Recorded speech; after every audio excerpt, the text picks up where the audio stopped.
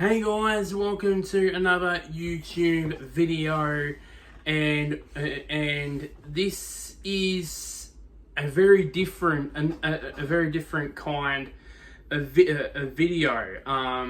Obviously, what is you've looked at the title. Yes, this is a preview on the NBL Championship Series. Championship Series between the Illawarra Hawks and the Melbourne and my team, Melbourne United. NBL,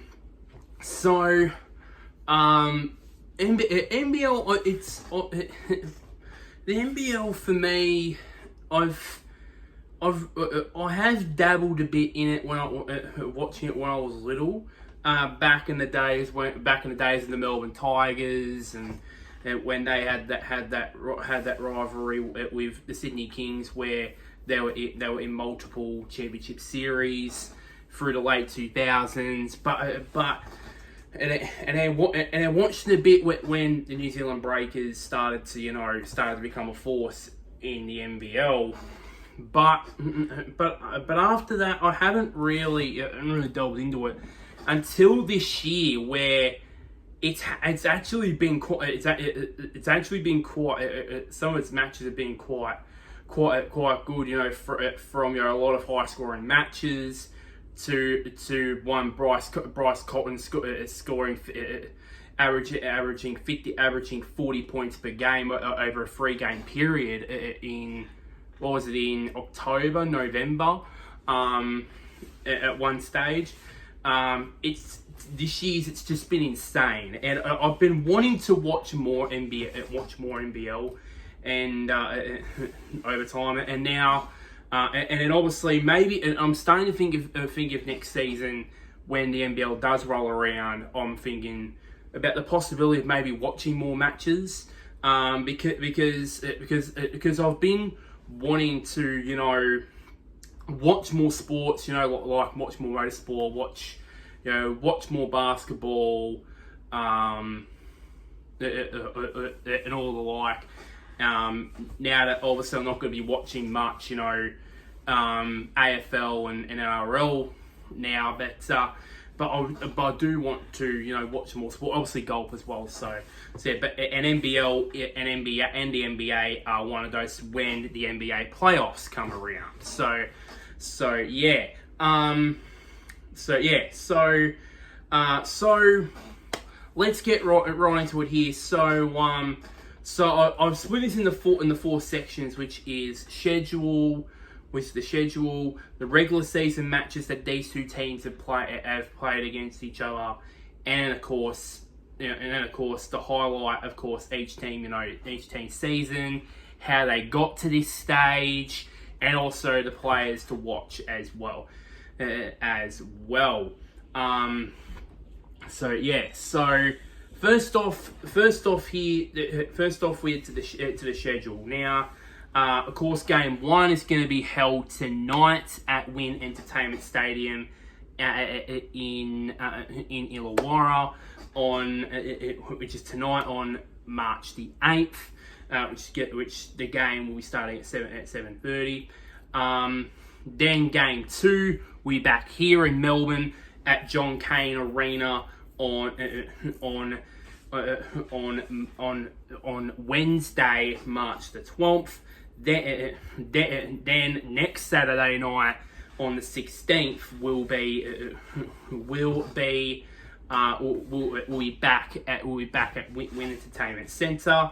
And then game 4, if needed, we'll be back at John Cain Arena on Wednesday the 19th of March. And then game 5, again, if needed, we'll be back here. We'll be back over there at Wynn Entertainment Centre on Saturday the 23rd of March. So let's get into this. Let's get into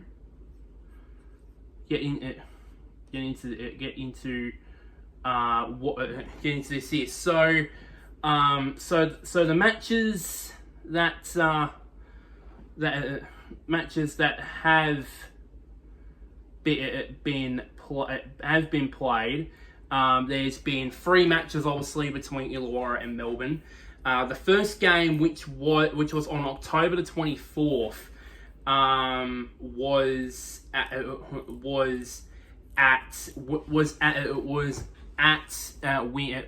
Wynn Stadium. Wynn Entertainment Centre in Wollongong.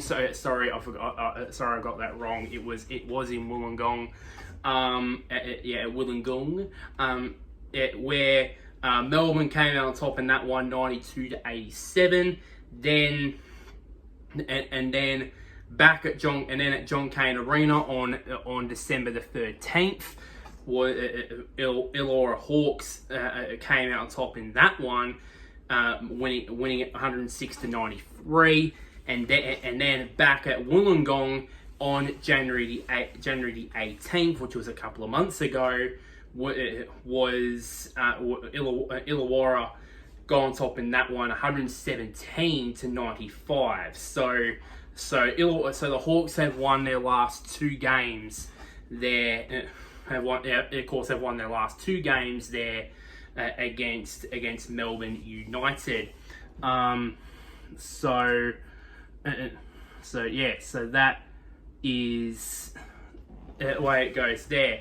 So let's start off with the Illawarra Hawks. Let's start off with them.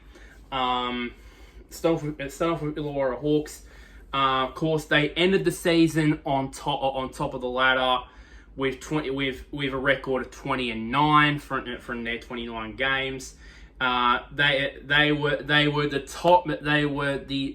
top scoring team in the league this season, averaging well over 100 points per game, 101.4 to be exact, and were the 3rd best defense in the league, averaging 90 over just over 91 points per game against. So their road to how they got here, obviously, how they got to this stage was, of course, in the semi-final where they versed Southeast Melbourne Phoenix in the semi-final. Obviously the Phoenix had to go through the play-in tournament, which I think this year was the first time that the NBL introduced that. I'm confident in saying I think it's the first year that the play-in tournament was introduced in the NBL. I know the NBA has had it for the last, I think, 3-4 years. I think it's the first year the NBL has done it. Has done that. So game 1 was played at Wollongong, which was won by the Hawks over the Phoenix, 101-94. Then Southeast Melbourne took it to a decider at Wollongong by winning it by the exact same scoreline, but this time they won it. This time 101-94 against the Hawks down at John Cain Stadium, John Cain Arena. And then in the decider, Illawarra smashed their way through to the championship series with a massive 126-96 win over the Phoenix at Wollongong in Game 3. So it was pretty interesting there. Those series there. Well, speaking about interesting, we'll talk about Melbourne United in a bit. The players I would look out for throughout this series, and in particular in Game 1 tonight, is Game 1 tonight is of course at Sam Froling. He's been one of the him as the big man, the big forward. He's been the star for them. Of course, the whole season he's averaged just under 14 points per game. He's average, which is the 3rd best for the club. Rebounds, he's the best rebounder for the club this season, with averaging 7.3 rebounds a game, and obviously he's ranked third for the club in terms of assists, with just under 2 assists per game. And also he has the best for the club best field goal percentage, with 55% from the field. And this was his performances in the semi-final series against the Southeast Melbourne Phoenix. So in game 1, he had 10. I almost said disposals. I'm one more footy minor. I should be on basketball. 10 points, which is below his season average. Four rebounds again below his average. 3 assists, which is way above his average this time around, and again exact same field goal percentage from the field as his average, 55%. 55%. Then in game 2, much better in this one. He had 11 points again under his season average, but he got 5 rebounds in game 2, and shot at 71% from the field, which is way above his average, which was great for him. And then in terms of points, in game 3, not as good, but he had a ridiculous 12 rebounds, which was way above his average, way above his season average, and also got 2 assists as well, just for a bit of a bonus. But anyways, I think for me, if he can obviously provides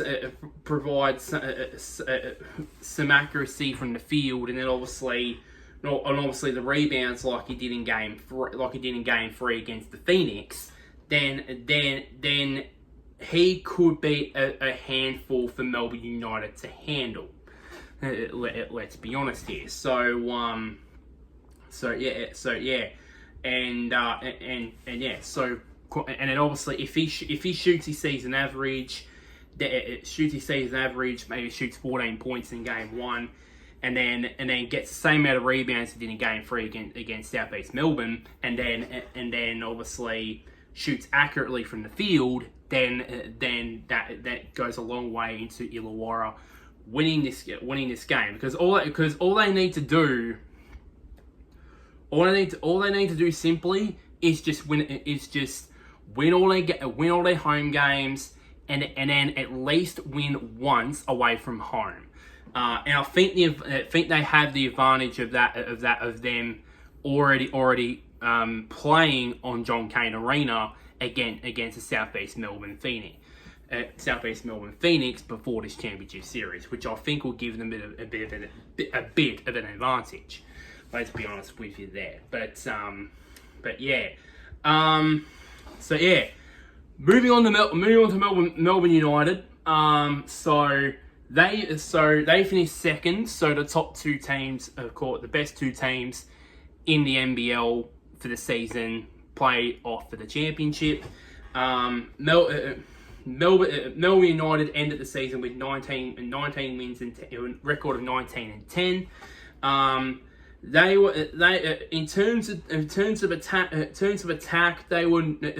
In terms of both attack and defense, they weren't the best. I mean, in terms of attack, they were the 4th best attack, and in terms of defense, and they were the 5th best defense. So the average points scored around 95.5 points per game, and the same too with the points against, around about 91.5 points per game. So nothing special there. To get to this stage, they had to play in a 3-game series against Bryce Cotton and the Perth Wildcats. It in game one, at John Cain Arena, they bet the Wildcats 105-93, thanks to Chris Golding's incredibly insane 41-point performance, which we'll get to in a bit, mind you. Then in game two, Perth squared the series with a 96-89 victory over the Phoenix. Over United at Perth Arena over in the West, and then back here at Joel Cain Arena in game three, Melbourne only just won the series in game three, 113-112. Which is you wouldn't have guessed how many of those type of games that have we witnessed this season. Many of those type of games where both teams score 100 points, it was kind of rare. The only time we see it is, for example, when a game goes to overtime in the NBL, but it's happened more regularly this season, to be honest. So the player player to watch for is, it's not surprising, it's Chris Golding. I mean, if you're expecting someone else, just flick the video off now. But anyways, if you are here to watch me wax lyrical about Chris Golding, keep watching. Because obviously this season, he was the top point scorer for the club this season, averaging exactly 19.5 points per game. He shot at 43% from the field, and shot 36% from the 3-point line. So another consistent season from him. Obviously, the finals. Obviously, game one. Just disgusting statistics I've got here. 41 points, shot 60% from the field, and 58% from outside the 3-point line. Insane, ridiculous. Game two, probably had a hangover from that game, because obviously from the first game, because the second game was in Perth. 15 points shot, 33% from the field, and 21% from the 3-point line, and then shot back up again. But the percentages were way better than the first game, even though the amount of points was way less.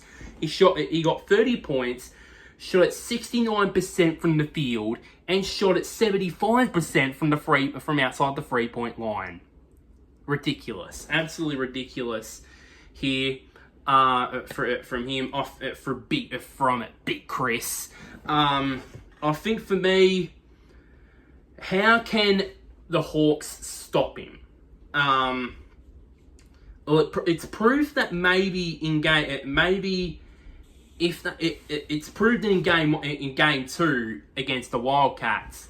It was proof that maybe if it's a raucous crowd at Wollongong tonight, possibly it could potentially, it could maybe, and then obviously if the Illawarra defense goes quite well, then it could mean that obviously it could curve Golding's influence, which that can't happen for Melbourne United. If Melbourne United has any chance of avenging that heartbreaking championship series loss to the Jack Jumpers last season, they need Chris Golding firing for all 5 games in this series, for sure. Not just the 2 games at home, but the 3 games away. Let's put it that way. There. If he does fire on all cylinders, then that goes a long way into Melbourne United winning game 1, and if they do win game one, that's massive. That's huge, because that can mean that'll be confidence boosting for them going back home to play at John Cain Arena for game two. And if they win that one, then there will be confidence boosting going to game three to win for the series clincher, knowing that they can win over there. So, but unfortunately, they haven't done that this season. So, well, actually, no, they have done that this season. They did it the first time they played each other. The first time they played each other on, I think I said this earlier, October 24th. So both teams have experience of winning at home against each other and away against each other. So very evenly matched there. So who do I think will win game one? Who do I think will win game one? Who do I think will win the series? And who do I think will win finals? Who will win the MVP, the most valuable player? I think for me, I think Illawarra will win game one. I think Illawarra will win game one. I think in front of a raucous crowd. The series, I think, based off experience in this sort of situation, I think for me it'll be Melbourne United. I think they'll take one of the two games in Wollongong, and then maybe square the series on Wednesday, and then next week, next Saturday night they beat the Hawks there, and then that could mean that they could still seal the series at home in Melbourne. And with that in mind, if it is true, I think the MVP is going to go to Chris Golding. Simple as that. Simple as that. End of story. But anyways, but yeah, and I'm saying Melbourne win the series, not as I said, not because of experience, not because of my Melbourne Victorian bias. But anyways, but I wouldn't mind seeing Illawarra winning it just for someone different in recent years to win the NBL title. But anyways, that's just about it really for this video. Like this video, share this to anybody who's an NBL fan or an Illawarra Hawks fan or you like me, a Melbourne United fan. Comment down below. Do you want to see more NBL content or actually more basketball content? I'm thinking about doing these sort of videos for the NBA playoffs when they come around, which is actually not too far away actually. So I'll do them. And then lastly, somewhere down there, click on the big red button which is labeled subscribe. It really does help me out quite a bit there. But until next time, guys, I'll see yous all later.